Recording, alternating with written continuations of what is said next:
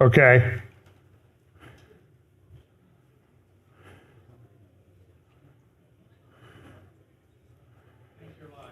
Okay, thank you. Sorry, folks, just finishing up something here. Okay, so let's open in a word of prayer. Lord, thank you so much for a beautiful day. I pray that you'll bless our time together and help us to make some sense of the things that are going on in the world that are happening so quickly. Bless us today in Jesus' name, amen. Well, today I'm going to call this speeding into the matrix. And the reason I called it that is because I couldn't think of anything else. But I do have some stuff on artificial intelligence. These are the things we talk about. Acceleration, a lot of these things we see in Bible prophecy, all these different passages, Ezekiel 38, Psalm 83, Isaiah 17, Zechariah, Daniel, Matthew 24, the book of Revelation and stuff. All these little elements that we have about what things are going to be like at the end, including 2 Timothy 3, 1 Timothy 4, about deception, what Jesus said about deception in Matthew 24. All these things are going to be happening very, very quickly. And I think it's fairly safe to say that we're seeing that. Things are going very quickly, and then they're all converging at once. And so the convergence point, I think, is the second coming of Jesus Christ. So I don't always read every scripture that's related. I want you to go home and study and be familiar with these passages so you can see, okay, oh, now I know where he's going with that. But, and I will refer to a few passages today. And then there's a logistics part, and I'll use the example of end-time Babylon. So there are all these different theories about Babylon. One is that Jerusalem is the final Babylon. Now, that's not, I don't think that's as widely known or as accepted as some of the other views. Another view is that Babylon is Babylon. And so the people that promote Babylon in Iraq are rebuilt. There's nothing there right now, virtually nothing. Those who promote an end-time Babylon in Iraq, I think that's where this logistics thing comes in, because if it's going to be this great commercial power city at the end, you would think that they have to build some stuff there. Now, there was some infrastructure that was built when the U.S. was more involved in Iraq than they are. They built, at the time, it may still be the largest U.S. embassy anywhere on the planet in Baghdad. But I just want to be clear. People say Babylon means Babylon. Well, Baghdad is not Babylon. Can we agree on that? That they're two separate places. They're about 50 miles apart. And there also seems to be a seaport associated with Babylon. But the Babylon of today, because the Persian Gulf is filled in the delta from the Tigris and Euphrates rivers, it's 350 miles from the coastline. So to me, that's somewhat problematic. But then the argument is, well, Babylon is mentioned 300 times in Scripture, and it means Babylon. And while I agree with that, the problem is that in Revelation, it talks about, it does have the word Babylon, but it's preceded by the word mysterion, a mystery. Now, so the question is, what does that mean? Is it, the mystery could be that this city that was long gone and everybody thought was dead and gone away has come back, and it's a mystery how that happens. Or it could mean that it has a deeper meaning. So I look at all the different ones. So some people say it's Rome. Some people say it's New York City in the United States. Other people say it's Babylon. Some people say Jerusalem. Some people say, and I talk a little bit about Neom, and there's a current video out there. I don't have the clip today. I played it, though. The architects that are designing this city in Saudi Arabia, the one that's 100 miles long, and it does have, when you look at the architectural renderings of the interior of this, it does look very much like the drawings that people have made of the Hanging Gardens of Babylon, which was one of the seven wonders of the ancient world. So maybe it's Neom, and Neom's in an interesting location. And when they tout Neom, they say, look, it's by all these shipping lanes. It's within 8-hour flight of, I don't know, a large percentage of the world's population. So it's at a commercial center, a commercial crossroads. And the difference between Neom and the Babylon in Iraq is they're actually building something in Neom. And it's about, in terms of including the infrastructure and foundational work, it's about 20-25% completed. Which nobody, and it's going to cost $1 trillion. And their goal is to have a large portion of it done by 2030, which is always kind of an interesting date and all these things. So that's the logistics part. When you look at Ezekiel 38 and 39, it talks about this invasion coming against the land of Israel from the north in the end times with a great company and a mighty army. What does that mean? And I talked a little bit about this last week, in Ezekiel chapter 38, verse 9 says, you will come up as a cloud.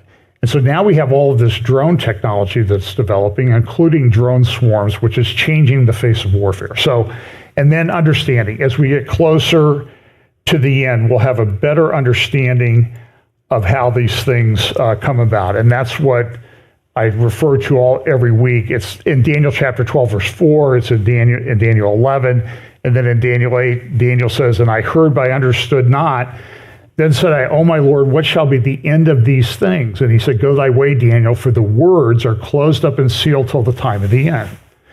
Now you get into another argument. When is the time of the end? Was it when Jesus ascended and ascended back to heaven after his crucifixion and resurrection and spending 40 days with his disciples? Or is it the end close to the Lord's second return? I lean towards that latter one. And it says in verse 10, many shall be purified, made white, and refined, but the wicked shall do wickedly, and none of the wicked shall understand, but the wise shall understand. And that's that word, sakal. So we talk about that. So here's the verse in Daniel chapter 11. And those of the people who understand shall instruct many, yet for many days they shall fall by sword and flame, by captivity and plundering. So this is something that I think we want to be part of the wise. So we need to be in the Word and studying these things. And then there's also some other passages that I think are important. For example, here's Zechariah 12, and I will pour on the house of David and on the inhabitants of Jerusalem the spirit of grace and supplication. Then they will look on me whom they pierce. Yes, they will mourn for him as one mourns only for his only son, and grieve for him as one grieves for his firstborn. And that, I think, is related to Hosea 5 and Hosea 6. In verse 15, it says, I will return again to my place till they acknowledge their offense. And we've talked about what is the offense. And I think when we were early in the book of Acts and Paul's message on Pentecost, there was reference, and Stephen also referenced it, that they said, his blood be on us and on our children. So the offense may have been the rejection of the Messiah when he was here. In their affliction, they will earnestly seek me. So it seems like they're going to be under this period of stress when they look for Jesus and they ask him to return, to rescue them. Come, Hosea chapter 6, verse 1, come and let us return to the Lord, for he has torn, but he will heal us up. He has stricken, but he will bind us. After 2 days, he will revive us. On the third day, he will raise us up that we may live in his sight. And it may be that this is a time marker for around when this is going to take place. Now, we don't know exactly when Jesus ascended back to heaven. Was it 28? Was it 30? Was it 32? Was it 33 AD? But if it's 2 days, 2,000 years from that, then we might be entering a significant time. Then again, maybe we're not, because there are a lot of things that need to come together. But one thing that we can say with some certainty is as the title today indicates, speeding into the matrix, things are happening pretty quickly, very quickly. And so then we also have this passage in Zechariah that Jerusalem will be a cup of trembling. And I think we can see that now because what do you see everybody talking about with regard to the Middle East? What's going to happen in Jerusalem? What's going to happen on the Temple Mount? Are they going to sacrifice the red heifers anytime soon? By the way, I don't know on that. They might not. But if they do, that's pretty important, because it does involve this purification of the Temple Mount for sacrifice that I think is here in the end times. And then it says, I will gather all nations to battle against Jerusalem. The city shall be taken, the houses rifled, and the women ravished. Half the city shall go into captivity, but the remnant of the people shall not be cut off from the city. So we have this city that's had this incredible development. This is an aerial shot of Jerusalem back, I think, in the late 40s or 50s, and what it is today. And it's interesting, if you look at some of these pictures, for example, this picture, older picture, if you look down here in the lower right-hand corner, that's the city area of the city of David. And until recently, until after 2000, really, that had not really changed, but now it's all built up. It's a city, there's excavations, they've uncovered a large portion of the pilgrimage road, and this is going to be, this is the epicenter of where a lot of the conflict is going to be. The Muslims claim this area, Haram al-Sharif. That was the whole compound area. It included the Dome of the Rock, which is not a mosque. It's a commemorative building. It's built over the site of a church, and many in the Jewish community believe that's where the temple stood. And then at the southern end of the Temple Mount there on the right, that gray dome is the Al-Aqsa Mosque. Well, now, what are they doing? The narrative has changed, and they're calling the whole thing, the whole compound, Al-Aqsa. That's never what it's been called. That's made up. So the operation that Hamas conducted against Israel on October 7th was called Al-Aqsa Flood. So around Ramadan every year, they really get everybody stirred up. It's interesting, though, this year, and I was on, I don't know, I did a few interviews this week. I did some discussions with people, and I get to the point where I can't remember if I talked about it here, I can't remember if I talked about it in one of those videos. So just go watch them all. No, many times. No, I'm just kidding. But I was talking about this narrative that's come up, and there's a guy out there, you can find a video of his. I've linked to it before.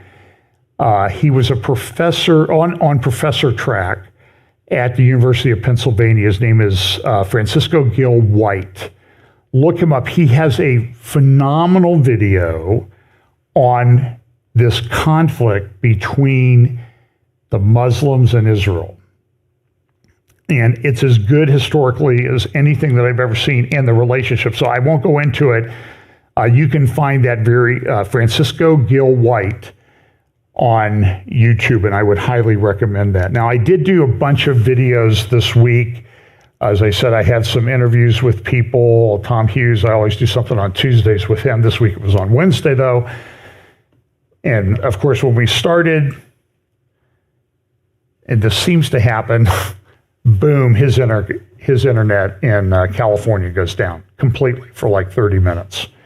So we're scrambling, trying to figure out what happened. Nobody knows. And it just seems that's one of the risks of doing something live is it's very stressful. And particularly when I'm at home, my crack staff that we have on Sundays is not there at home to help me out. So you're trying to get everything started, make sure it's running. So to be honest with you, I did a video this week. Listen, if you're tired of me talking and rambling, then go watch the interview I did with Avraham Levine of Alma Research. It's on our YouTube channel. This is one of the most incredible interview subjects I've ever had in my life. And that's not a denigration against anybody else I've ever interviewed.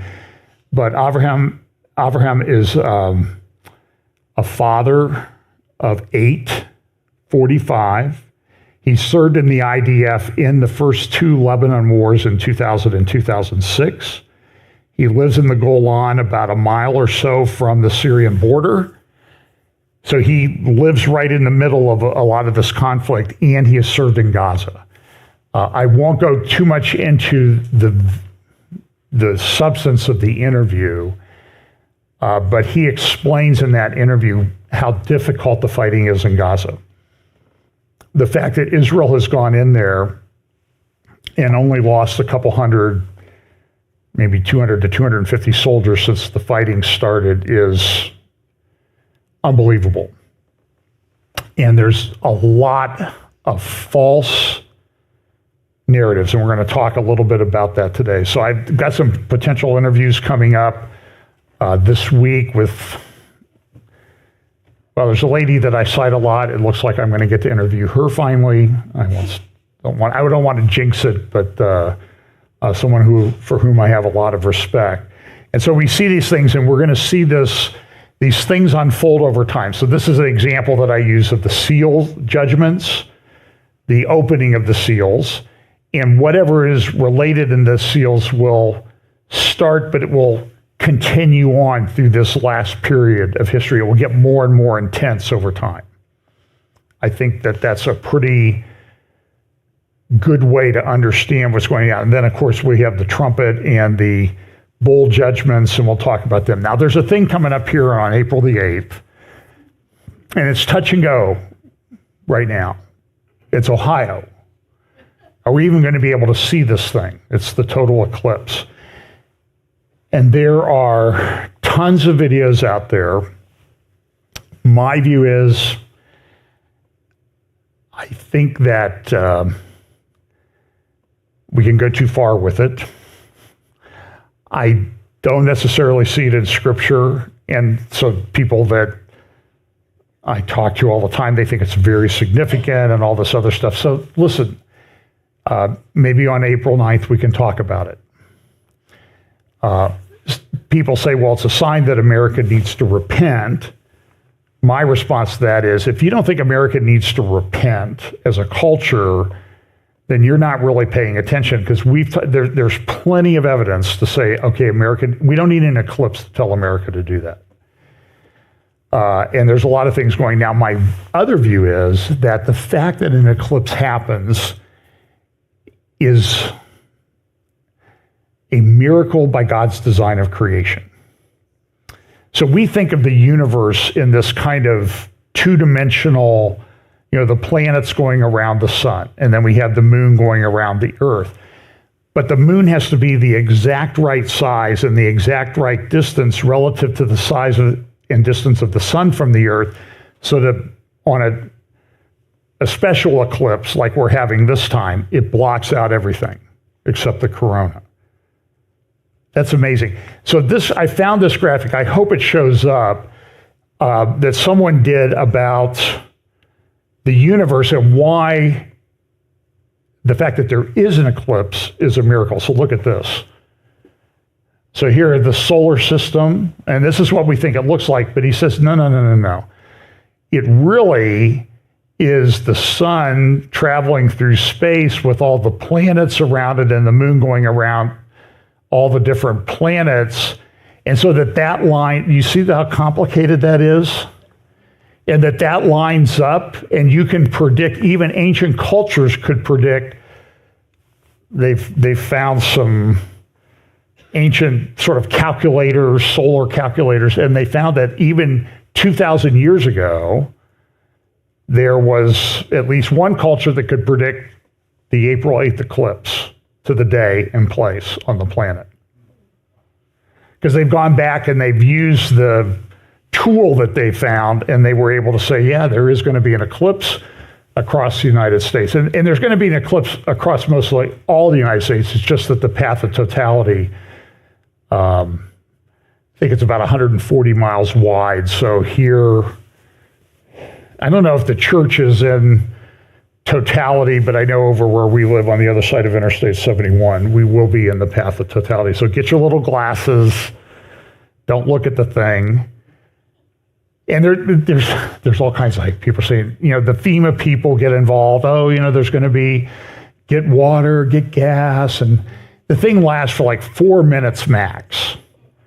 And they're closing schools. Everybody goes, why are they closing schools? Are they expecting something? I don't know. Listen, I always try to figure out the simplest explanation. So why are they closing a school? Well, one, it's unique. And here, it's going to be going through here around 3 o'clock in the afternoon. Well, what's 3 o'clock? That's when all the elementary schools let out, right? And so do you want all those little kids, oh, look at that up there and going blind because you want them home with their parents. And maybe the best explanation is the eclipse is on April 8th. That's a Monday. And if they close school on Monday, they get a 3-day weekend. Right? So that's a simple explanation. So we'll see. So I want to talk a little bit. So I'm going to talk about cultural things. I'm going to talk some about AI. There are tremendous developments there. So the cultural thing is this transgender mafia is just going crazy. So here's Wales. Wales let pupils change gender in schools. So what does that mean? It means the kids without the parents' knowledge are allowed to pretend they're a different gender at schools in Wales. And people are upset about this. They don't want that to happen. And I'm telling you, go look for the videos of people who have transitioned and what they say they have to do. It's not seamless transition from one sex to the other. And they talk about bleeding and they talk about the PVC piping that have had to been put in them. Yes, that's true. Read the descriptions of the surgery. Then look at the fact that they don't understand the long-term effects of these hormone blocking or hormone changing drugs that they give people. And the insanity of it is the elite medical institutions seem to be fully on board with it. It makes no sense to me. And when you understand and go look back, the first transgender clinic was started, I believe, at Johns Hopkins University. That's where they did the first surgery. And I don't know how else to say it, but the person who started it was a pervert. It's the simple thing. So this is, and here's an editorial from the Wall Street Journal yesterday or Friday. Gender ideology invades the foster care system. So in Washington and Oregon, now when I say Washington and Oregon, I will make a disclaimer. I'm not talking about everybody that lives in those states. There's a lot of really good people in those states. I have friends that live in those states, but the people running the thing are loony. They're nuts. They don't have your best interests at heart. They're a bunch of radical left-wing ideologues that do really silly, moronic, stupid things. So, but that doesn't mean everybody in those states is that way. Okay, just just everybody acknowledge, just not making fun of everybody that lives in Oregon, or when I talk about Canada or Wales or Scotland, I'm not running everybody down. I'm making a generalization about the knuckleheads in charge. That's a very technical term, knucklehead. So in the foster care system now, unless you are fully on board with this, you cannot take care of children in the foster care system in those states. So what does that do? It excludes Christian people from the system. Do you think that that's by design, maybe? That that's what they want? And so we're entering this period of time. So here's a little bit of a clip of a debate in the Scottish Parliament, because Scotland on April 1st will put in place a hate crime law. And people are very concerned about how that goes. So here's just a little bit of that debate. You'll hear a conservative person, and then you're going to hear, I think they call him the first minister, a guy named Youssef. He's Muslim. I saw a video of him this week saying, oh, all we have is a bunch of white people in charge around here. Well, Mr. Youssef, it's Scotland, you know. And you want to exclude those people because of your radical left-wing ideology. So you'll hear him talk at the end to defend what's going on. So here's a little bit of the debate in the Scottish Parliament. Let's remember, Hamza Yusuf introduced this unworkable and dangerous law when he was Justice Secretary. Now he's bringing it into force as First Minister with little training and not enough support for the officers who will have to enforce it. Let's have a quote from a professor of law at Glasgow University, First Minister just quoted. Alistair Bonington said this: "Like many of the SNP's attempts at lawmaking, this Act will be set aside when it is properly examined in a serious court. This looks like another SNP law that will have to be discarded, just like the named persons and the offensive behaviour at Football Act. We've said from the outset this law is a disaster in the making. It criminalises free speech. It risks a fundamental right. It's overreach by the SNP into people's homes. It could result in the public being criminalised for no good reason. It is set to be a shambles. Let's hear Mr. Ross. It is set to be a shambles from day one in just 11 days' time. So will Hamza Yusuf finally accept that he has created another bad SNP law that will quickly descend into chaos?" First Minister. What's dangerous, presiding officer, isn't the law. What's dangerous is hate crime in our society, presiding officer. You see, presiding officer, we did debate this Act when it was, of course, a bill going through this Parliament extensively. Many years ago, robust debate. Actually, I thought debate is sometimes and often the best traditions of this Parliament. There was compromises. There was amendments that were accepted by the government. We came out of that process with a good piece of legislation that fundamentally protected people's freedom of expression, freedom of speech, but also safeguarded people's right not to have hatred stirred up against them. Okay, yeah, thank you. That cut off, and that's good. I mean, listen, he sent a bunch of money to Gaza, to Hamas, to fund what's going on there. So that sort of shows his orientation. And let him go push this gender ideology in Gaza. I want to see that. I'll buy the popcorn for that one. And I don't know if it's a fear that and then you see all these people, like these crazy groups like Queers for Palestine. What do you think would happen to those people in Palestine? And I guess they think, well, if we support them, they'll get us. But believe me, they're coming for you first. That's the deal, if they ever get in charge. So Ayaan Hirsi Ali, very interesting lady. I think she is an atheist. She's married to Niall Ferguson. You see him on some of the Hoover Institution podcasts, Common Knowledge, that type of thing. She came from Somalia. She had been forced into a marriage. Some surgeries, forced on her. She escaped Somalia, and unlike a certain congressperson in Minneapolis, she actually she didn't lose her mind. She didn't become part of this leftist ideology. She went to Netherlands. She had to leave the Netherlands, though, because one of her colleagues was murdered. And so she has lived, I believe, with personal protection because she has spoken out against Islam. And she understands how this crazy ideology really destroys society. So she has an article over at a blog called Unheard, H-E-R-D. The West has a deviancy problem. Just listen to the opening paragraph or two of this.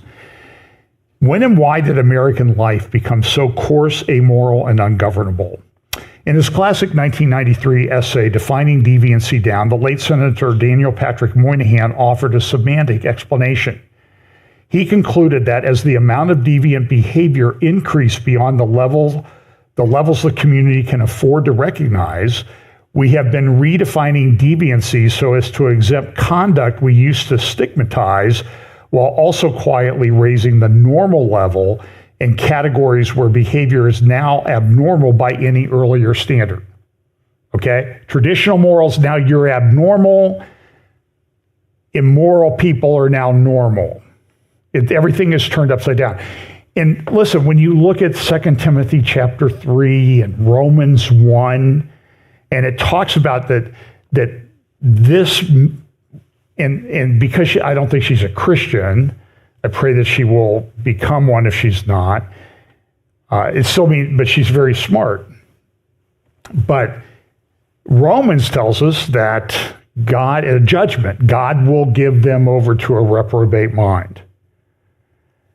First Corinthians implies that they lose the ability to reason.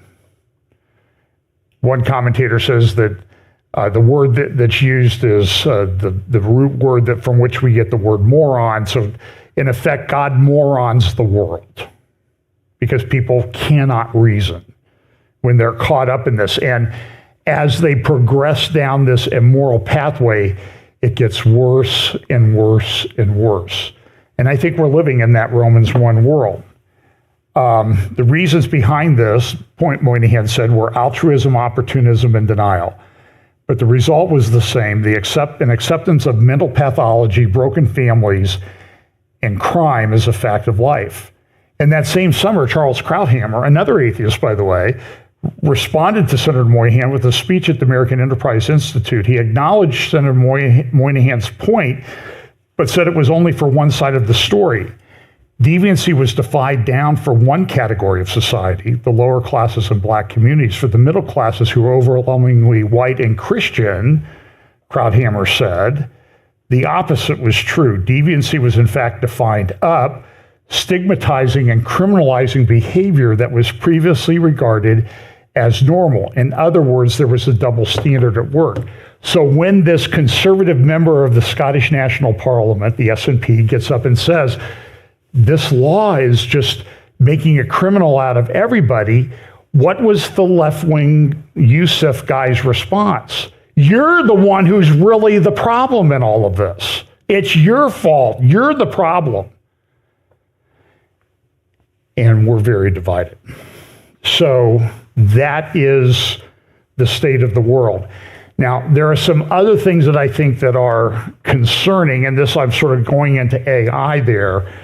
This is from the Times of London, an article, My Hong Kong Has Changed Forever, How Long Can I Stay?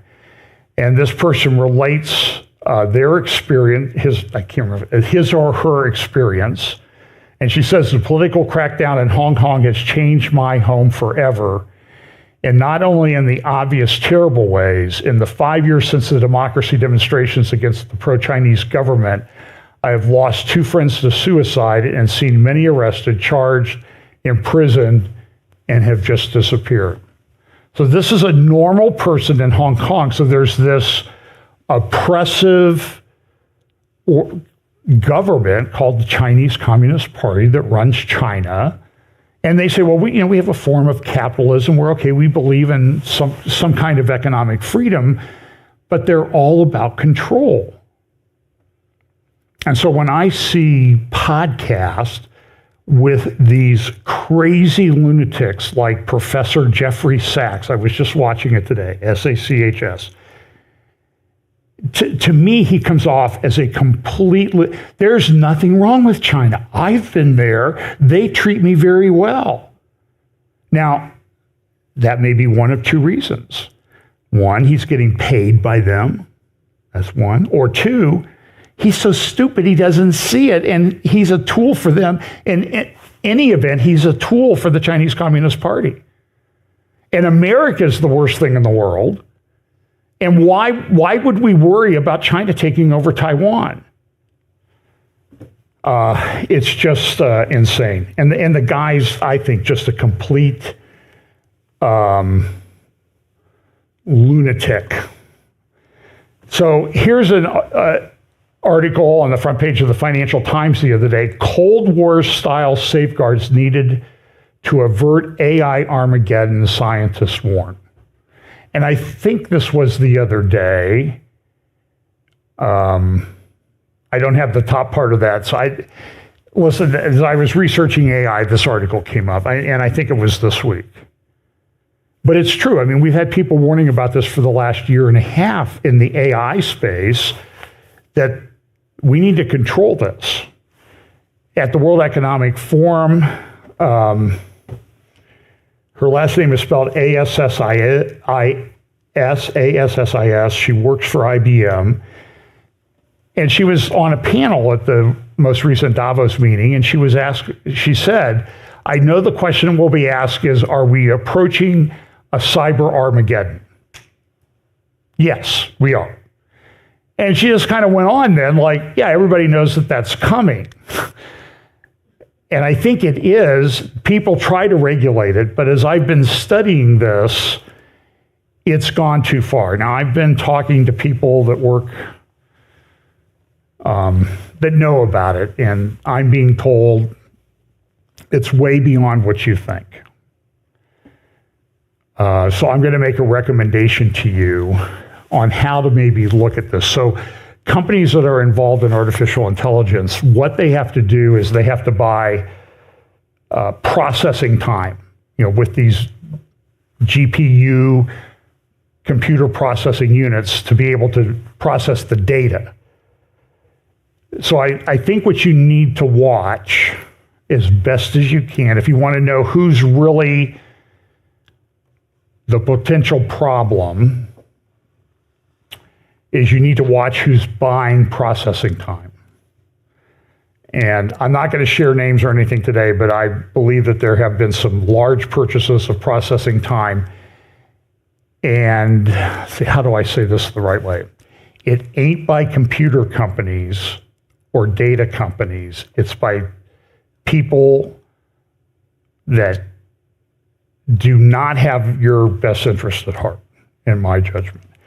So watch this space. Now, in about 2 weeks, we did Tom Hughes, Britt Gillette, Scott Townsend, and myself did about a 2-hour talk, 2-hour, 15-minute talk on AI and technology and how that relates to the mark of the beast. And we have this whole passage in Revelation chapter 13 that talks about mark of the beast technology. How's this going to come about?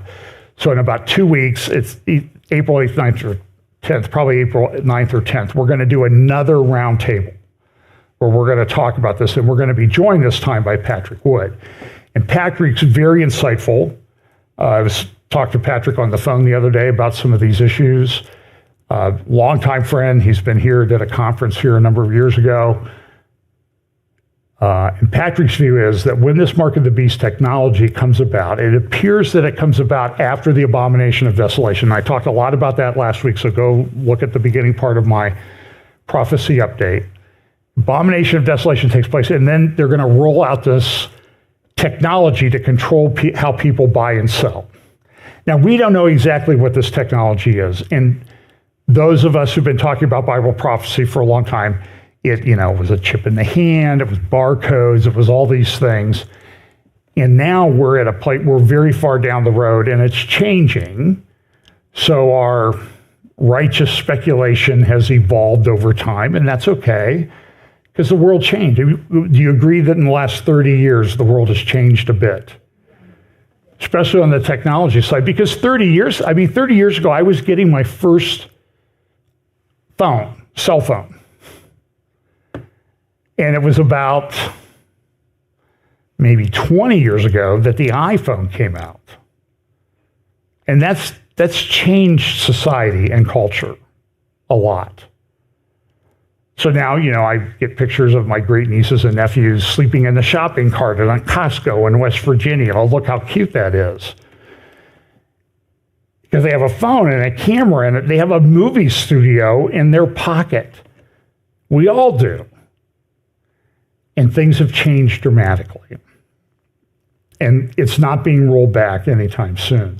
So we've got this technology coming, and there's problems with it. But as Patrick has said many times, when the false prophet and the Antichrist, the abomination of desolation takes place, they're not going to sit down and say, Mr. False Prophet, it would be really nice if we had some kind of technological way to control how people buy and sell so they will worship me. So maybe we can set up a crowdsource or crowdfunding thing and raise some capital and develop one of these systems. That's not the way it's going to happen. The system is going to be there, and they're going to say, let's go flip the switch. And Naomi Wolf said that, and she's liberal, classic liberal. She said that a couple of years ago. She goes, they're just going to flip a switch to control people. And I remember that was the first video we ever had taken down by our masters at YouTube.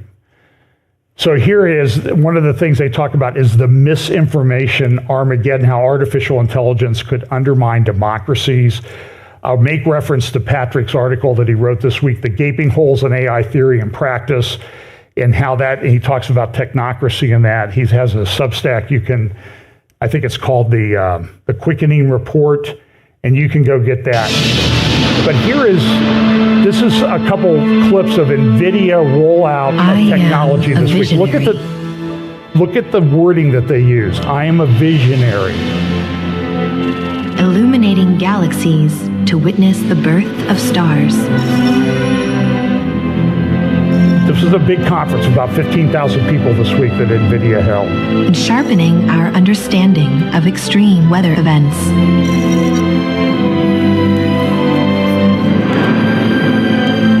I am a helper, guiding the blind through a crowded world.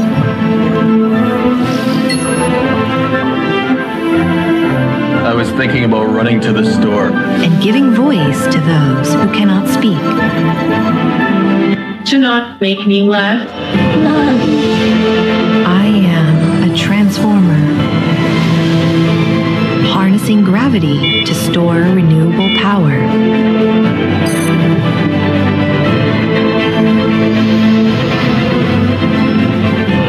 And paving the way towards unlimited clean energy for us all. I am a trainer, teaching robots to assist, to watch out for danger,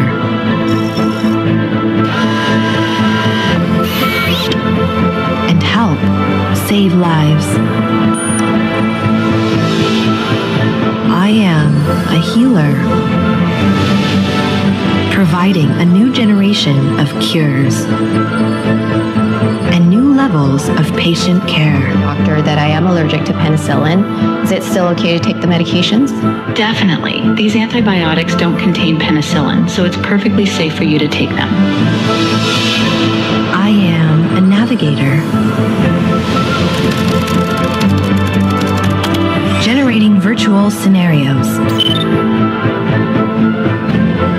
to let us safely explore the real world and understand every decision. I even helped write the script. Breathe life into the words en muchos idiomas y escribí la música.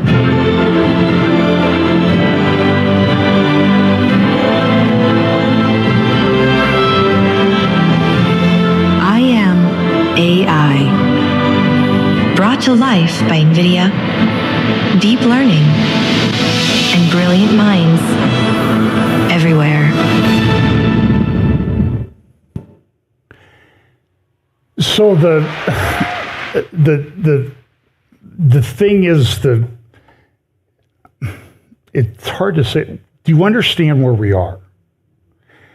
And do you see the almost religious language and terminologies that used? I am a transformer. I am a healer. And I've talked about this, so I'm going to summarize it very quickly. Mark Andreessen, who is a multi-billionaire. I think he contributes to conservative causes. I don't know. But he's into technology. In fact, I think I just saw he listed as one of his homes in Silicon Valley for about $30 million the other day, in case you're interested in picking up a fixer-upper. But here's Elon Musk the other day tweeting this. Blind sight is the next Neuralink product after telepathy. I should mention that the blind sight implant is already working in monkeys. Resolution will be low at first, like early Nintendo graphics, but ultimately may exceed normal human vision. Now, this is the guy who a week ago said that AI, when Ray Kurzweil said that AI by 2029 would be smarter than the smartest human, Elon Musk came out and said, no, it's going to be smarter than all humanity. It's going to be smarter than the smartest human by next year. And by 2029, it will be smarter than the combined intelligence of all humanity. And so they're processing, and they've got to get these plants. And so this week, I don't know if you saw in the local paper, a certain billionaire who still owns a lot of, but is no longer involved in the company, they say, Microsoft, the company that gave us that, remember that stupid little thing called Clippy? Remember that little paper clip that used to run around your programs? You had to go turn it. By the way, you know that thing's coming back? I guess the definition of insanity is doing the same thing over and over again, expecting a different result. But he's bought, I think I have the numbers right, about 50,000 acres of farmland out in Madison County, and he's going to build a solar array. And something that he's doing is going to cost $1 billion. He's going to put solar on 4,400 acres of productive farmland. And I don't know what for, because I don't know that there's that much out in Madison County that needs that kind of power. He's also investing in small nuclear power plants because Microsoft is investigating how to do that, so they have the ability to operate all these processing centers that they're putting in. And by the way, the biggest company in AI is Microsoft, by far. The engine is provided by Neuralink. So here's Elon Musk saying, we're going to do this, help people see. And here's what Mark Andreessen said in his thing. This guy who put this tweet up, Elon spat on the ground, made a Neuralink with the spittle, put this over the eyes of the blind man, and said to the man born blind, go and wash in the pool of Austin. And the man had his sight restored, John chapter 9. And this is what a Mark Andreessen said, you know who else made the blind men see? Now, that's interesting. I've said this, I've repeated this story a number of times. I was at the Christian Media Summit in Israel in December 2022. Jonathan Medved got up and he goes, this AI stuff, you got to get this ChatGPT, it's unbelievable. And this AI is going to help us in medicine. We will make the lame walk. That's exactly what he said.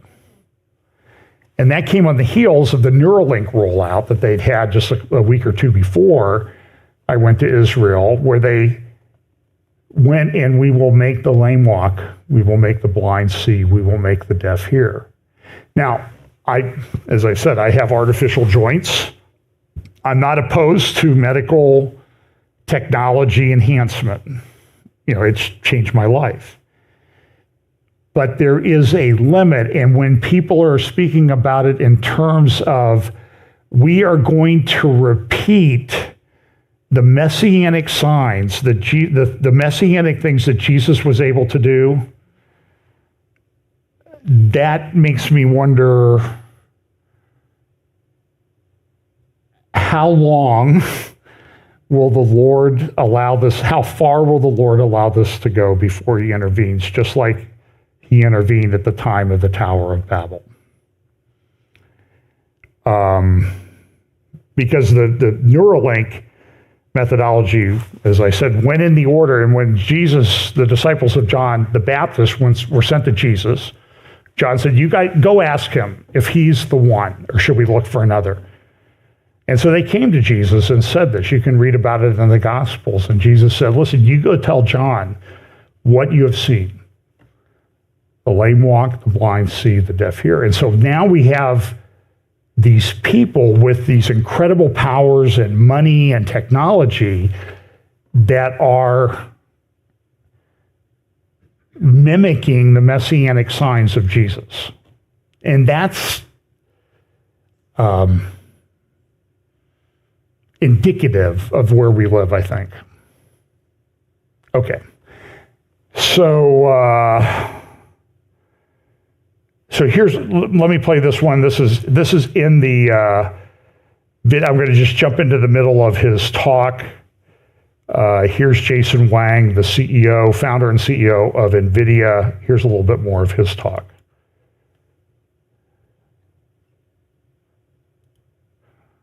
A quadrillion is like a peta. And so if you had a petaflop GPU, you would need 30 billion seconds to go compute, to go train that model. 30 billion seconds is approximately 1,000 years. Well, 1,000 years, it's worth it. I'd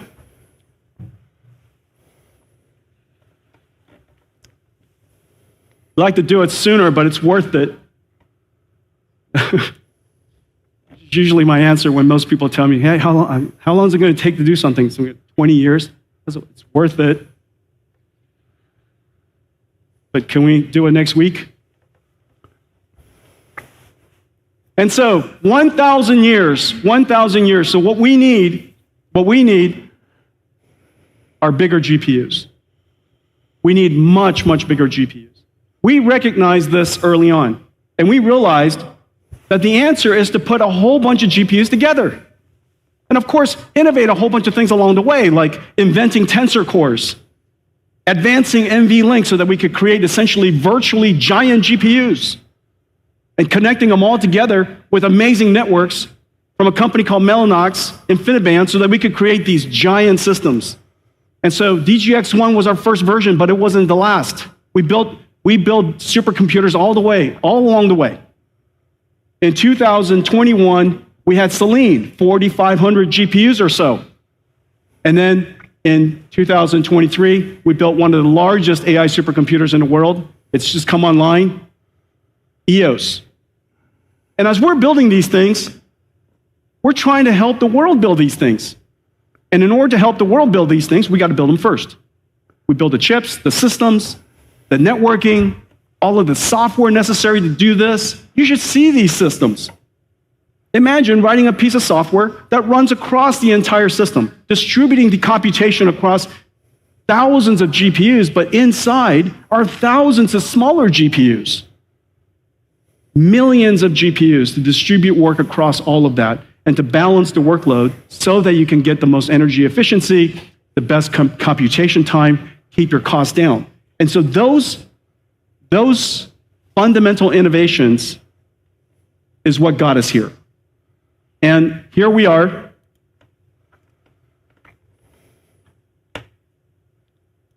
Be able to generate it as well. And so therefore, the generative AI revolution is here. Well, what else can we generate? What else can we learn? Well, one of the things that we would love to learn is climate. We would love to learn extreme weather. We would love to learn how we can predict future weather at regional scales at sufficiently high resolution such that we can keep people out of harm's way. And so they rolled this out at the meeting. Nvidia is simulating a copy of Earth with this stuff.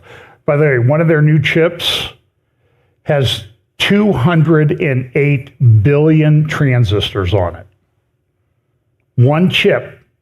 And then they put these in these massive arrays. So just wait till they refurbish all these big data farms out here in New Albany and else all over the country and world. We're on the cusp of you've seen nothing yet. And the question is going to be how are we as people of God who are rooted in reality going to deal with reality that's so deceptive? How do we stay rooted and avoid that? Well, one thing it will be, I think will happen is people of God will hit their knees and say, Lord, come quickly, please. And maybe the Lord will do that. We know in Hosea, he comes back when the people, the remnant of Israel, calls for him to return. So we should probably be praying for it too. and stay close to the Lord. Nvidia claims that the new platform is both 1,000 times faster at generating predictive images than current models and 3,000 times more energy efficient thanks to, you guessed it, a generative AI model called CoreDiff. And so here's a graphic that they've done. And this would have been great when we had those tornadoes and funnel clouds coming through, and you can see some of the stuff. And so I just have to say is I don't think you've seen anything yet. And then, of course, one of the things that you saw in the video was AI-powered agents to replace nurses in hospital. The World Economic Forum released this week, Metaverse Identity, defining the self in a blended reality. What is a blended reality? Well, it means real and fake melded together so you really won't be able to tell the difference. This is highly problematic, I believe. This is prophetic. This is AI Tower of Babel type stuff.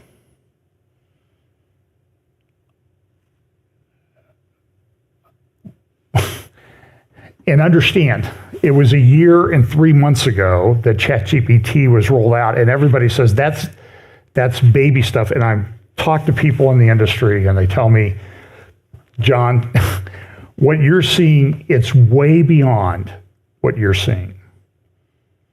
And so we have these people who've turned this into a religion, some of them, and you wonder, so, I mean, look at the images. This is from the World Economic Forum report just released this last week. Metaverse identity. And then look at some of the images that they use. The hand.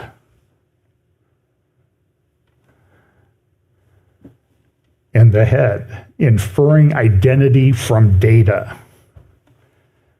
Identification in the metaverse. Now, this would have been great when you were a kid, because my mother says, who do you think you are? Like, well, I'll tell you who I am, Mom. The metaverse is, I'm a new guy in the metaverse.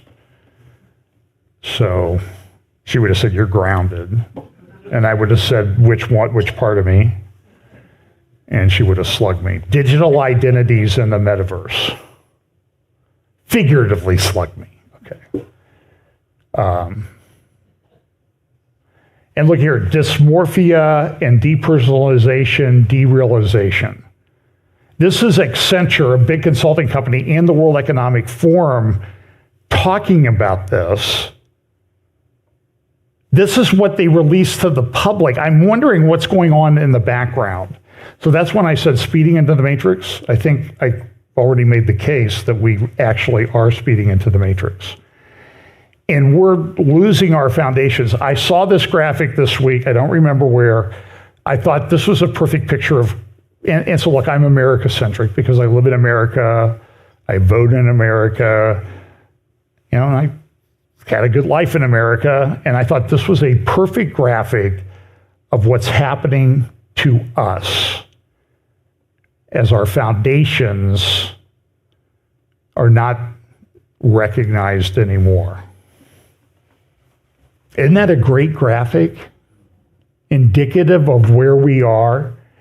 And it brings to mind biblical parables about the man who built his house on the sand and what happens. Well, it works for a while, but then it goes away. So we have this thing called the Constitution of the United States. It's under attack. I don't really have a lot of time to get into it. There's a big case in front of the Supreme Court right now. And in the Supreme Court case, a bunch of AGs, attorney generals from around the United States, are challenging the partnership between government and tech companies to regulate and restrict speech. The Constitution seems to speak against that. So here's just a couple short clips from the oral argument this week in this case. State of Missouri AG, and I can't remember who it's against. First, you'll hear Justice Alito, who's your friend, and he's asking some questions. And then we'll go to the newest justice, Ketanji Brown Jackson, the one who couldn't define a woman when she was in her hearings. She maybe could, but she couldn't because she would have lost all of her intersectionality points that got her hired in the first place. So here's Alito questioning the lawyer for the government or tech companies, and then Ketanji Brown Jackson asking the question of the Missouri Attorney General.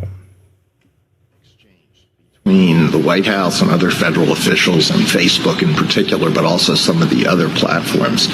And I see that the White House and federal officials are repeatedly saying that Facebook and the federal government should be partners. We're on the same team. Officials are demanding answers. I want an answer. I want it right away. When they're unhappy, they curse them out. There are regular meetings. There is constant pestering of Facebook and some of the other platforms, and they want to have regular meetings. And they suggest, they suggest rules that should be applied, and why don't you tell us everything that you're going to do so we can help you and we can look it over. And I thought, wow, I cannot imagine federal officials taking that approach to the print media, our representatives over there. If you did that to them, what do you think the reaction would be? And so I thought, the only reason why this is taking place is because the federal government has got Section 230 and antitrust in its pocket, and it's to mix my metaphors, and it's got these big clubs available to it, and so it's treating. And he's exactly right. So here's Justice Jackson. So my biggest concern is that your view has the First Amendment hamstringing the government in significant ways in the most important time periods. What would you have the government do? I've heard you say a couple times that the government can post its own speech, but in my hypothetical, kids, this is not safe, don't do it, is not going to get it done. And so I guess some might say that the government actually has a duty to take steps to protect the citizens of this country. And you seem to be suggesting that that duty cannot manifest itself in the government encouraging or even pressuring platforms to take down harmful information. So can you help me? Because I'm really worried about that because you've got the First Amendment operating in an environment. Okay, listen.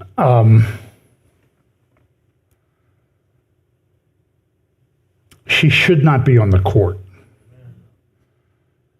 She swore an oath to uphold the Constitution, not your made-up, ridiculous, perverted view of it, Justice Jackson. You're concerned that the First Amendment might hamstring the government? That's the whole purpose of the First Amendment, lady. As I define lady, you may have trouble, and you can see me after the hearing, Justice Jackson, if you need a definition of lady. I think,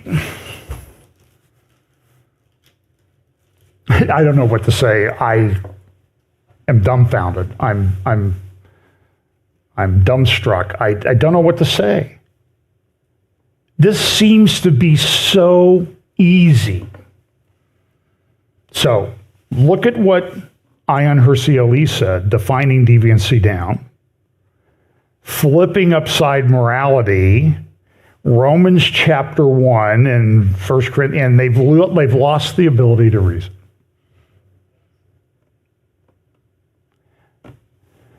The concern is that at some point,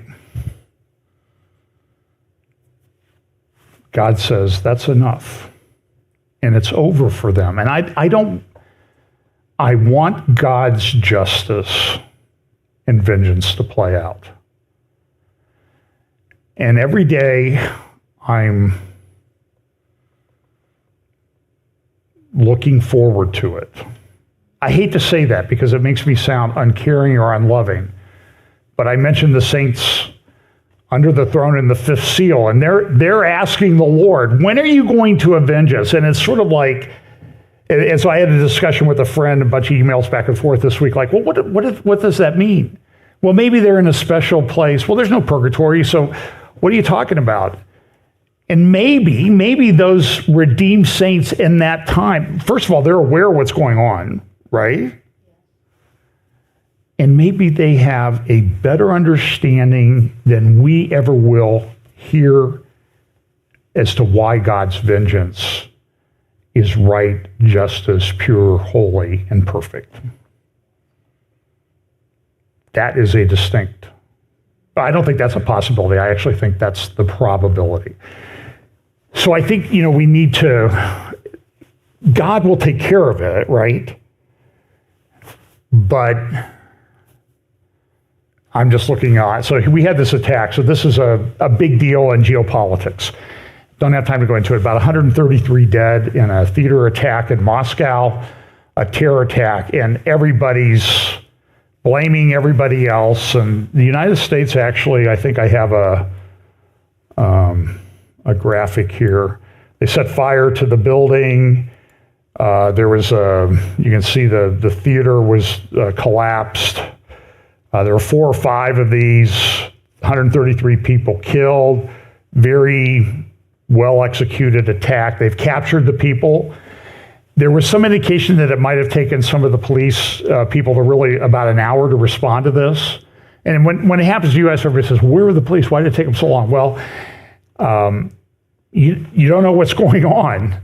Now, it does appear that the U.S., there was this on the State Department website a few weeks ago, telling people in Moscow, the embassy is monitoring reports that extremists have imminent plans to target large gatherings in Moscow to include concerts, and U.S. citizens should be advised to avoid large gatherings over the next 48 hours. That was a couple weeks ago. And there's some reports that Putin kind of dismissed it. Now Putin's saying it was Ukraine was behind it, and he wants to bomb it, and he was bombing things. Remember, Moscow's had these attacks in the past. This is New York Times from October of 2002. Chechens seized Moscow theater, taking as many as 600 hostages. The police went in a day or two later, and I think they used some kind of gas, and about 200 people, including the terrorists, died. There was also the terrorist attack in Chechnya. And so I've often thought, so here's Vladimir Putin. I'll just play 1 minute of what he had to say in response to the attacks. Dear citizens of Russia, I am writing to you in connection with the bloody, barbaric terrorist attack, the victims of which were dozens of peaceful, innocent people, our compatriots, including children, teenagers, and women.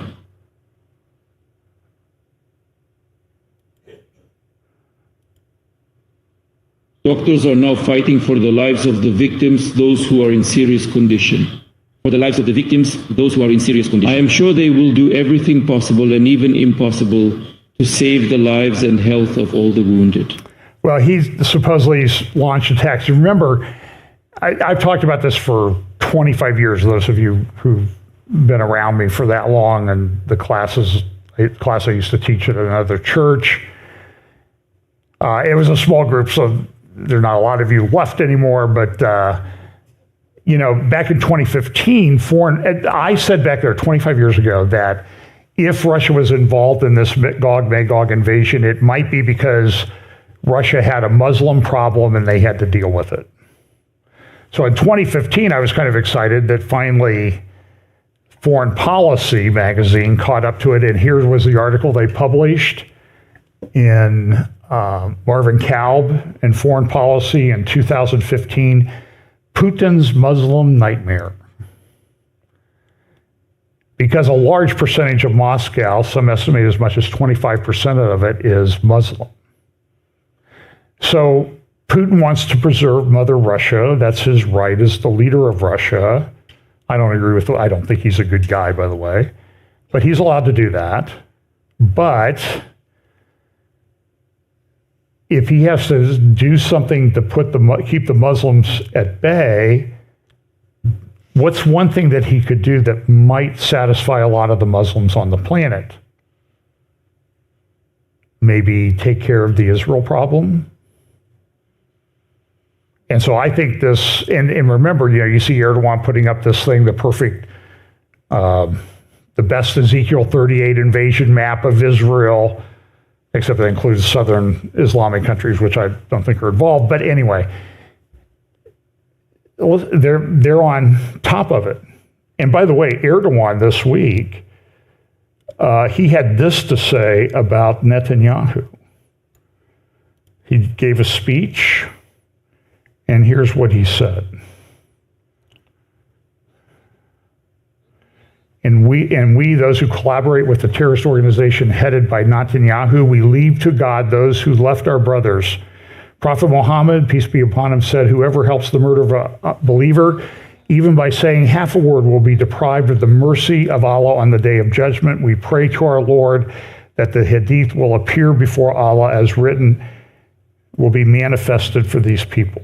In other words, let's leave Netanyahu to Allah. He needs to be taken care of. And this is a big deal. So Russia's attacking Ukraine. I've got friends in Ukraine, and I get text messages from them. They attacked a hydroelectric dam, a lot of power infrastructure across Russia that are not military targets. And so that the concern is what's Putin going to do? Who's he going to blame for this, and what's he going to do about it? And it's a legitimate concern. And anti-Semitism, this is the Globe and Mail, a dangerous slide into anti-Semitism. The cover article of The Economist this week, this kind of brings into play Zechariah 12 and 14. Israel alone. I'll gather all nations together against Jerusalem. And so here's The Economist magazine talking about, look, it says this, at a moment of military might, Israel looks deeply vulnerable. Now listen, this is written by an Israel-hating Israel person. There is still a narrow path out of the hellscape of Gaza, the author says. A temporary ceasefire and hostage release could cause a change of Israel's government. That's what they really want. That's what our government is pushing for. The rump of Hamas fires in South Gaza could be contained or fade away. And from the rubble, talks of a two-state solution could begin, underwritten by America and its Gulf allies. It is just as likely, however, that the ceasefire talks will fall. That could leave Israel locked in the bleakest trajectory of its 75-year existence, featuring endless occupation, hard-right politics, and isolation. Today, many Israelis are in denial about this, but a political reckoning will come eventually. It will determine not only the fate of Palestinians, but also whether Israel thrives in the next 75 years. So this is, you see the battle shaping up. And I would recommend you go listen to the interview. Shut off this and go listen to the interview I did with Avraham Levine from Alma the other day, and you will sort of understand how the difficult situation that Israel is in. So here's a little bit more from this article. If you are a friend of Israel, this is a deeply uncomfortable moment.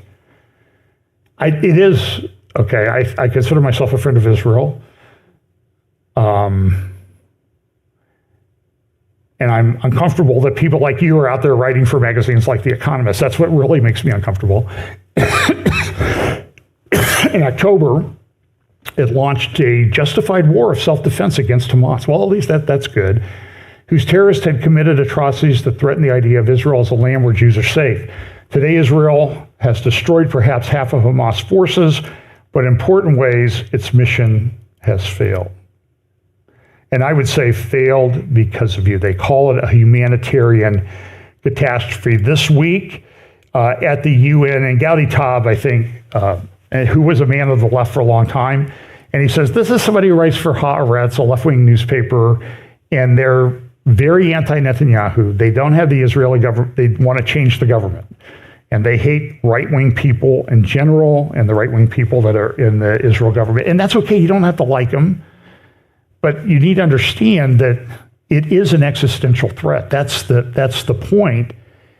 And I don't think these people understand it. So I'm telling you, when I wake up and I see the cover of one of the leading geopolitical magazines in the world. In this day and age, with AI, with technology, with the geopolitics, with the morality of the world, the decline, redefining of deviancy, everything flipped upside down, good is bad, bad is good. And I see this is the cover, Israel alone. And the way the graphic is set up, it would be very difficult for me to say there's nothing about Bible prophecy. I'm sorry.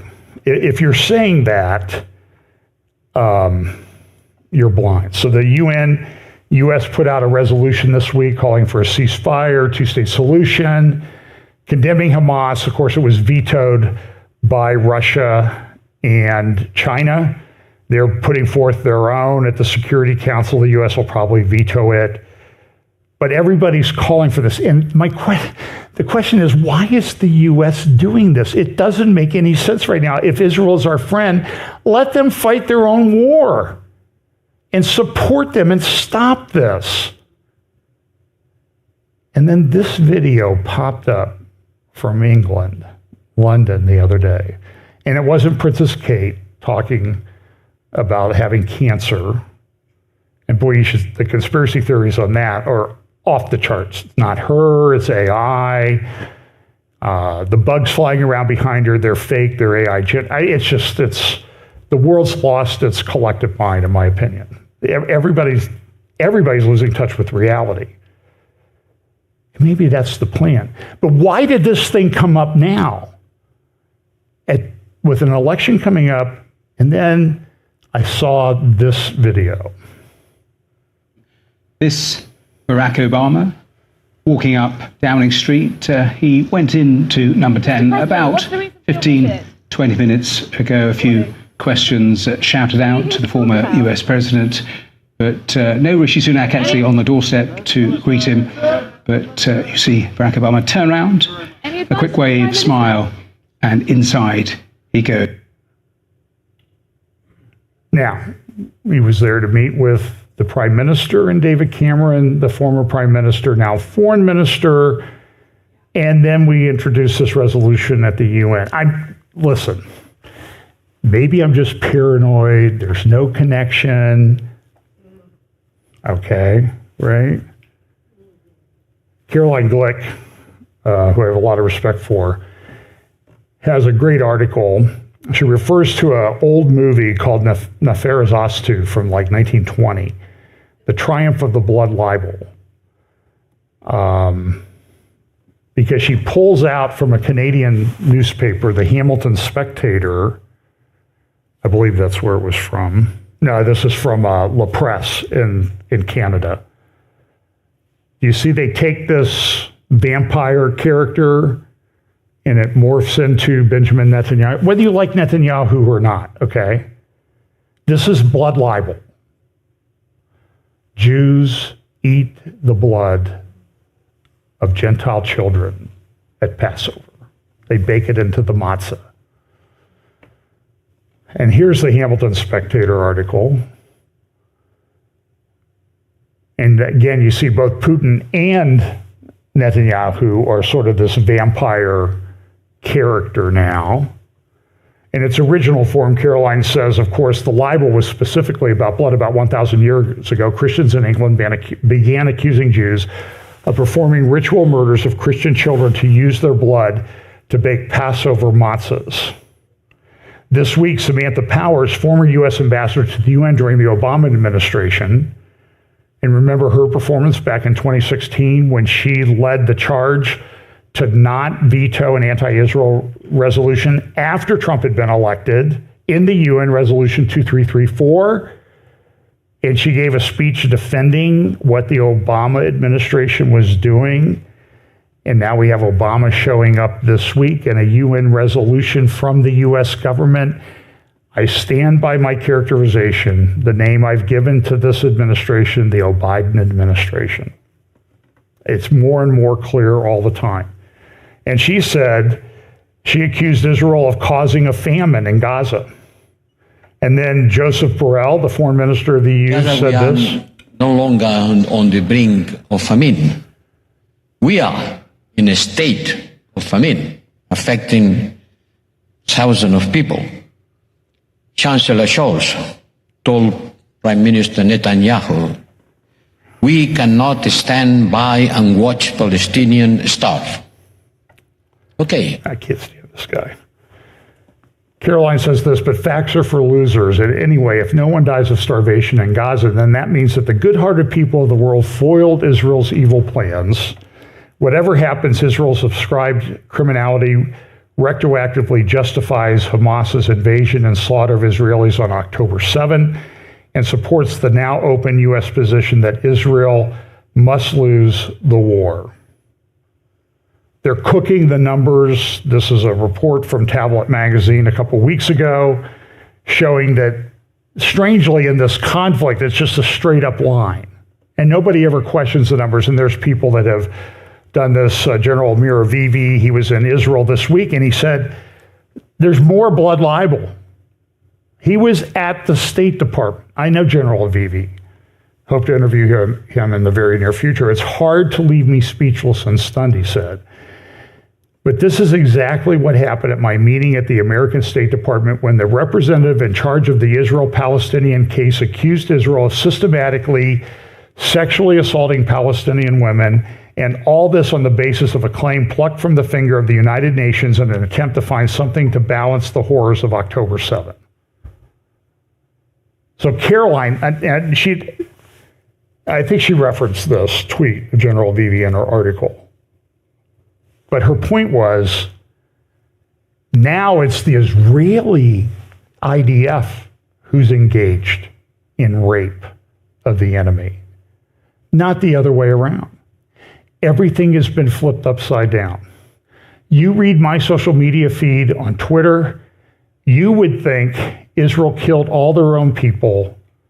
The Palestinian Hamas is a peace-loving organization that just wants to live in peace next to Israel. And the rapes and the mutilations was all done by the IDF against its own people. That's all over my feed every day. So somebody who criticized me for criticizing Mike Adams, I'm going to tell you right to your face. First of all, you're banned from our channel because I don't want that garbage on our channel. Mike Adams is a Jew-hating New Age guy, and you need to understand, you need to look at the facts about that guy. And all these other people are engaged in these anti-Israel, anti-Jew diatribes all over the place. One lady was terminated from her position this week, finally. I'll tell you about it. If you want to email me, I'll tell you who that is. Israelis and Jews around the world were stunned by the swiftness and the ferocity of the propaganda campaign Hamas's supporters in the West launched. Less than 24 hours after the news broke, Hamas supporters at Harvard University kicked off the hate campaign by getting 31 student groups to sign a statement blaming Israel for Hamas's atrocities. And by the way, Seth Frantzman, who I think I'm going to interview here pretty soon from the Jerusalem Post, he has said the U.S. knew about this attack coming in Moscow a few weeks ago. You're telling me that nobody and all these intelligence services knew that Hamas was going to do this, including Israel's? But what about the U.S.? What about Russia? What about all these others that have these big intelligence operations? Did anybody say anything? No. It's very weird. As details of October 7th crimes began to flow, Hamas's supporters in the West responded with violent denials of them all. No rape, no immolation of children, no torture, no nothing. It was all Israel's fault. They said that Israel killed and raped its own people, and now Jews are raping Palestinian women. How do we know? Because they're Jews. The depressing thing, of course, is that Hamas strategy is working. The latent Jew hatred in the West was widespread enough to support their crimes. The propagation of the blood libels by the United Nations, the European Union, and the State Department is a disturbing indicator of just how bad things really are. Israel must stop trying to prove a negative. Persuasion doesn't work with people moved by emotion, particularly hatred. And as for the haters, countering them means going on the offensive on the battlefields in Gaza. It means destroying Hamas completely so that everyone understands that attacking the Jews is a bad idea. And on the battlefields of the current world, the answer is to expose the haters with as much vigor and ferocity as they demonize the Jews. I agree with her 110%. Bravo. This is what needs to be done. This is a war, folks. We're in the middle of it. The lines are drawn. Look at this. This is from the Times of London. We'll give them the guest prophecy updater, but they get a D minus for what the black horse of famine riding into Gaza. You see how they're using the apocryphal end times visuals? Crazy. Dramatic details. This is from Israel Radar. Dramatic detail. This comes from Con News.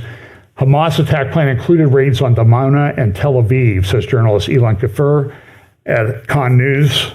Hamas placed large forces on standby to execute the second phase of the assault deep into Israel, and they go into a bunch of details. You can go to Israel Radar _com on Twitter, on X, and read more about that. It's a very well-written summary that they got from Con News. I'm out of time.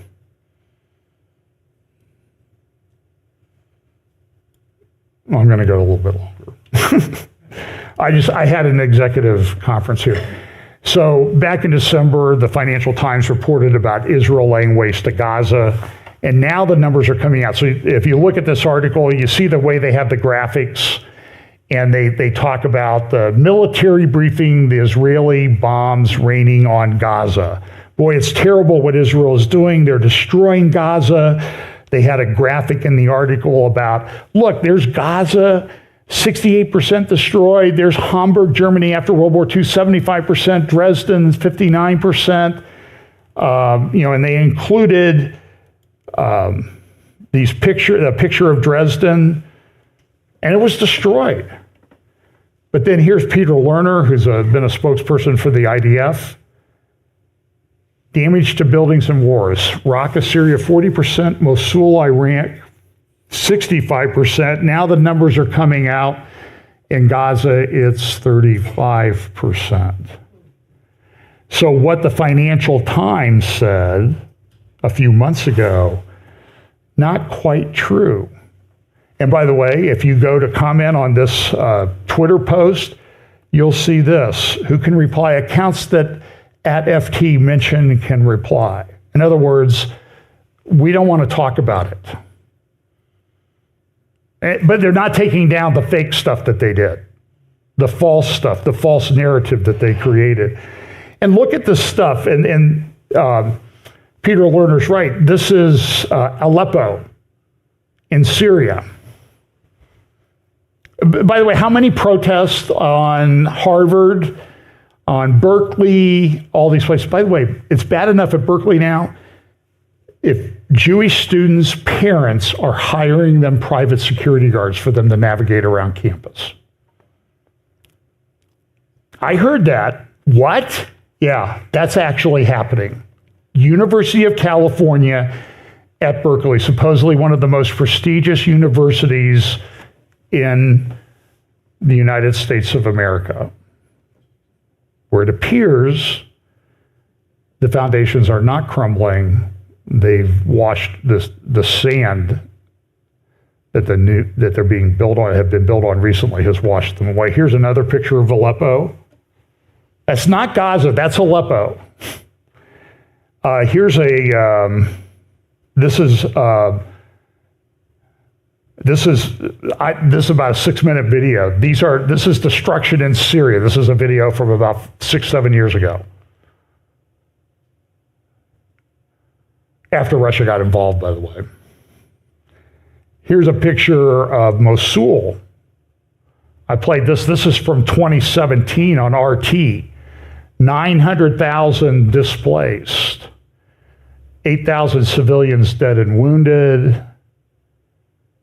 And you can see the place has been pretty much destroyed. And that was our government that did that. So this is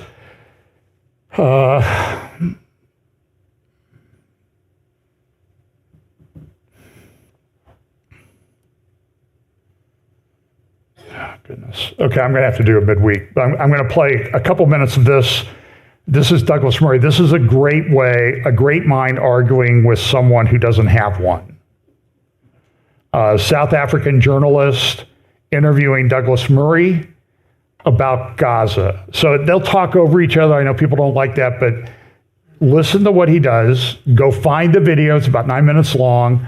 Play it over a few times so you can understand how to respond to these people. Here we go.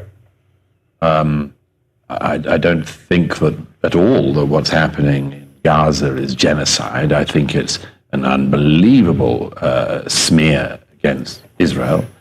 I've covered that war, as I've covered many others. Don't you think it's a self-inflicted smear against Israel? No, I mean, I was in Ukraine last year.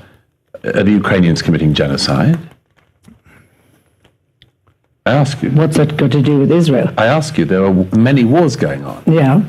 Is Ukraine committing genocide? No. Right. Is Russia committing genocide? Russia is committing a war of hostile aggression, sure. Although it doesn't seem to be attempting to eradicate the Ukrainian population as a whole, which is, of course, what genocide is.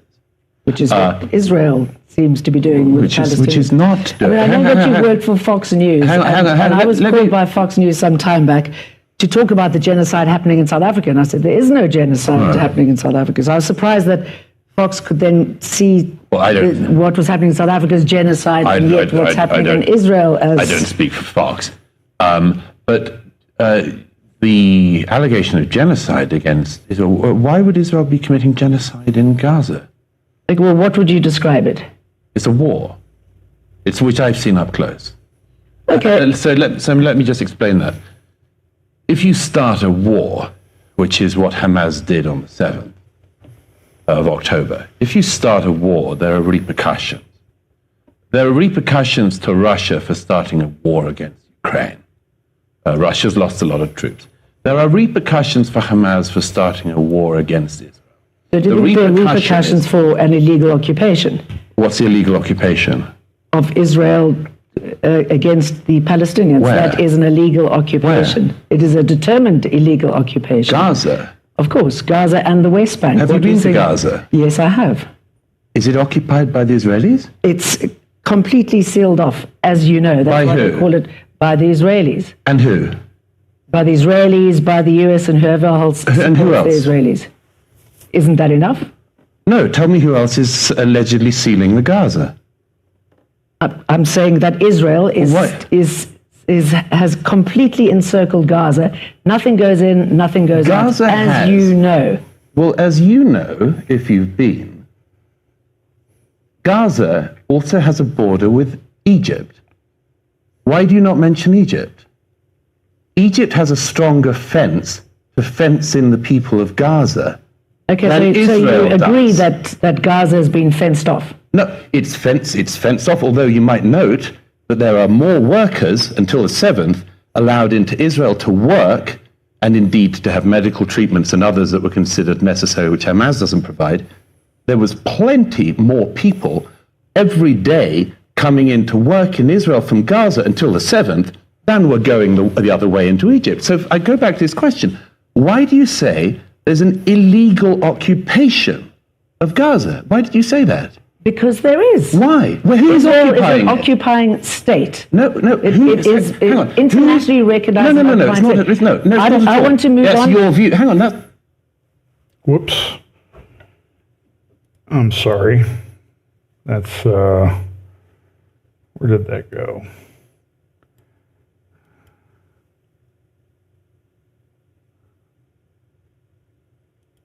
Don't misinform your view. But we can agree to disagree, but don't misinform your viewers. And you can go back. Well, I'm not misinforming your viewers. I'm informing them because you're not.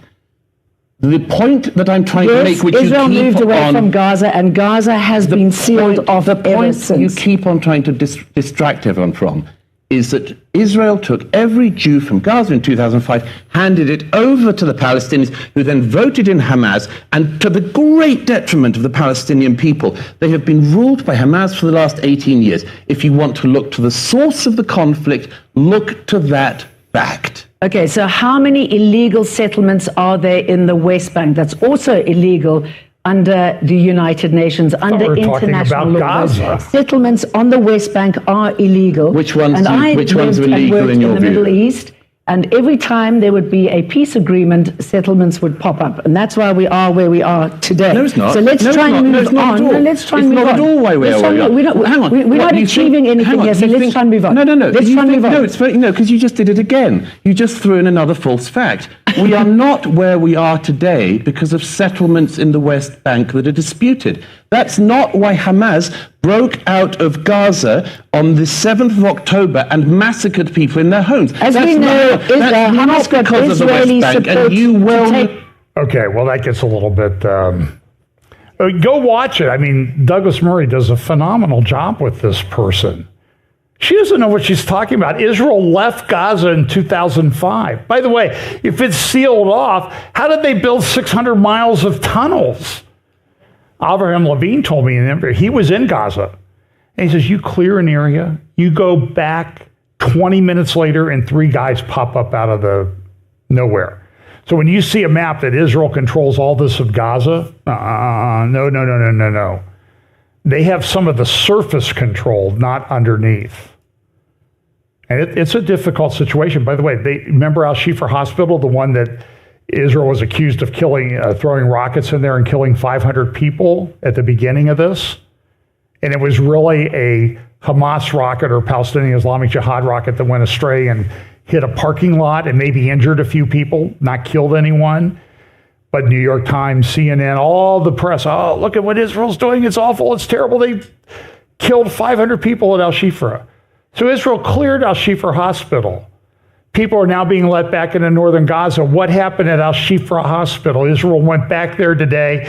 They arrested hundreds of Hamas terrorists and killed 150 in the hospital. Have you heard, was that raised at the UN by anyone? So I want you to get this article by Yaakov Lapin at JNS, Hamas attack, weapon of mass distraction as Iran nuke program advances. It's one of the most important articles I've seen, jns.org. In my Avraham Levine interview, it's linked there. And he talks a lot about what's going on the Hamas, on the Lebanon border. This is a very hot area. This is going to be a problem. In fact, here's the border, and this is the Litani River, that blue line. And they said, well, we'll just move everybody north of the Litani River. Everything will be okay. But that whole area is tunnels under houses, every other house, every third house. Abraham told me in Gaza, every house they went into had a map of just Palestine, no Israel. Every single house. They're all Hamas supporters, but they're certainly on board with that ideology about getting rid of that thing called Israel. Okay. So, and I'll do a midweek update sometime this week probably. And I have as I said, I have some interviews. So pay attention, folks. This is a very significant time in which we live.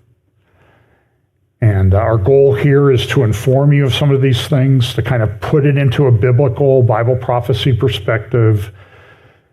Prepare your hearts, prepare your minds. And believe me, while I called this speeding into the matrix, it could also be barely scratching the surface while speeding into the matrix, because there's a lot going on. It's really hard to keep up. So pay attention.